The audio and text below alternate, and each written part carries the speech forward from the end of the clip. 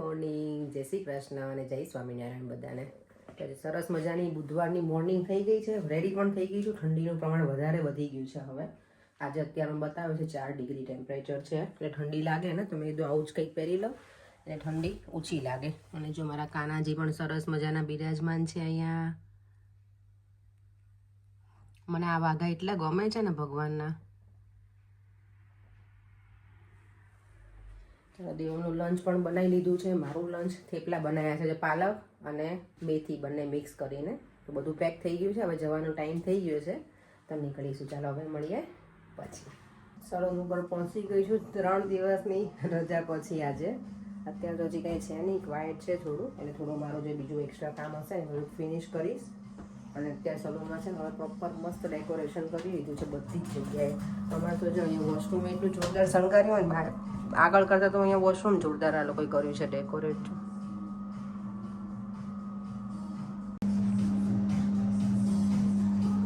પાછા બીજા સાંતા આવી ગયા છે.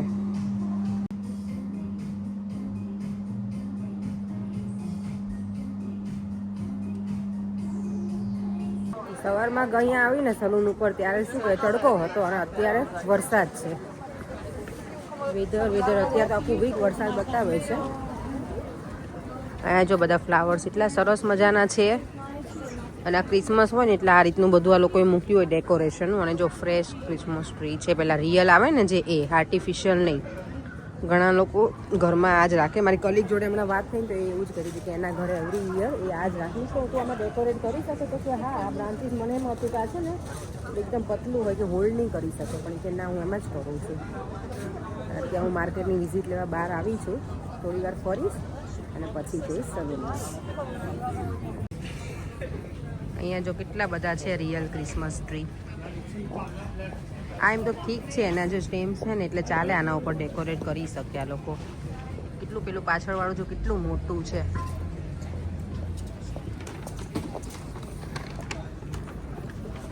આ લોકો જે રિયલ રાખે ને ક્રિસમસ ટ્રી, પછી એવું હોય, મેં એને પૂછ્યું મારી કલીગને, મેં તું શું કરે આને બીન કરે? તો કે ના, પછી એને કલેક્ટ કરવા માટે પાછું સ્પેશિયલ આવે જ્યારે ક્રિસમસ પતી જાય ને પછી કે તમારે ઘરની બહાર મૂકી દેવાનું, એટલે એ લોકો આવીને કલેક્ટ કરી જાય.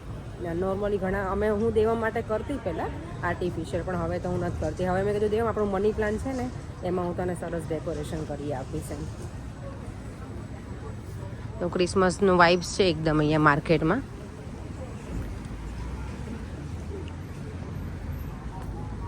સલૂન ઉપર જાઓ કારણ કે ચક્કર બહુ લગાવી દીધા. અને આજના વિડીયોમાં કોમેન્ટ છે કોઈની, કેસી પટેલ, કે તમે પમ્પકિન સીડ લાવ્યા તો તેનું શું કરશો, શું રેસીપી છે એમ. એટલે હવે એ તો મને નથી ખબર. મેં કંઈક જોયું હતું કંઈક સ્વીટ્સમાં એ લોકો યુઝ કર્યું હતું, પણ તમે મુખવાસમાં પણ યુઝ કરી શકો એને, સોલ્ટ અને લેમનવાળું કરી અને પછી એને થોડા રોસ્ટ કરી નાખવાના, તો એ રીતે તમે યુઝ કરી શકો. અને બીજી એક કમેન્ટ છે રોશની ગજ્જરની, એની કોમેન્ટ એવી છે કે લેઝર ટ્રીટમેન્ટ કેટલા ટાઈમમાં કરાવવાનું હોય.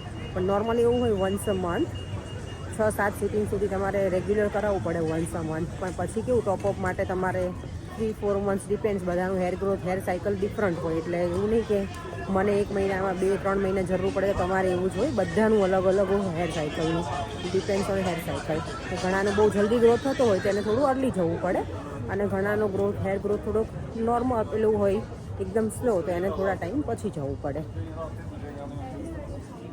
જો અહીંયા લોકો એકદમ પતલી ચેનનું તમારે જે બનાવવું હોય ને એ બનાવી આપે, બ્રેસલેટ કે નેકલેસ.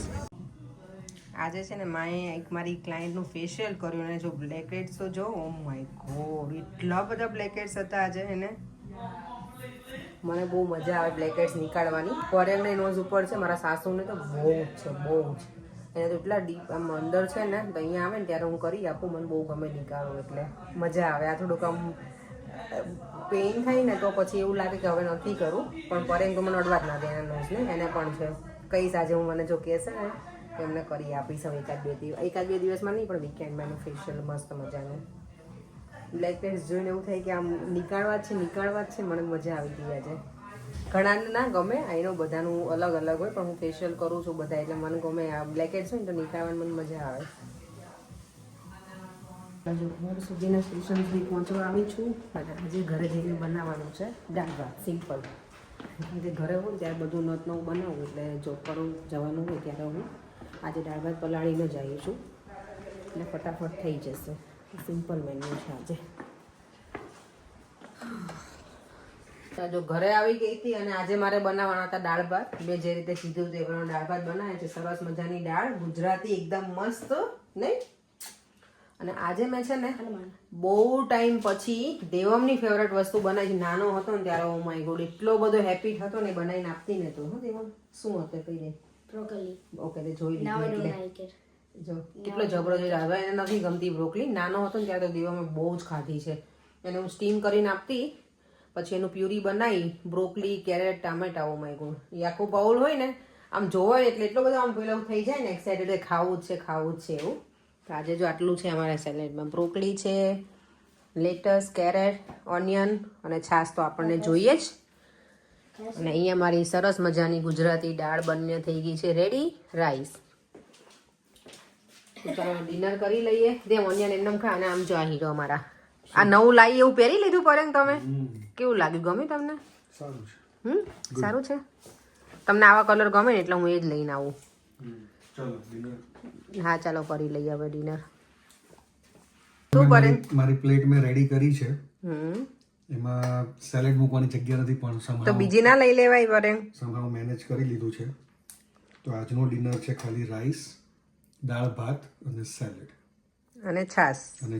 Finally, Daddy speak. હું નહીં કહું કે આવી જાવ જમવા. દેવામ શું કે છે બેટા? Finally, તમને switch jobs કરી દીધું ઓકે, ડેડીએ કીધું હે ને આજે. મને ગમ્યું નહીં દેવામ. દેવામ તું બ્રોકલી ખાજે હો બેટા. આ સ્પેશિયલ તારા માટે, તારી નાનપણની યાદો તાજે થશે મારો દીકરો. લે બ્રોકલી હેલ્ધી દેવામ ખવાય બેટા. ચાલો તો બધું કામ પતાવીને ફ્રી થઈ ગઈ છું અને હવે સુવાનો ટાઈમ થઈ ગયો છે. અને અત્યારે મેં કોમેન્ટ રીડ કરી, તેમાં કોમેન્ટ છે અનુજા શેઠની કે તમે જ્યારે ગુઆકામોલી બનાવો ને ત્યારે એમાં આદુ અને શું કીધું તું, મરચાંની પેસ્ટ નાખવાની તો વધારે ટેસ્ટી થાય.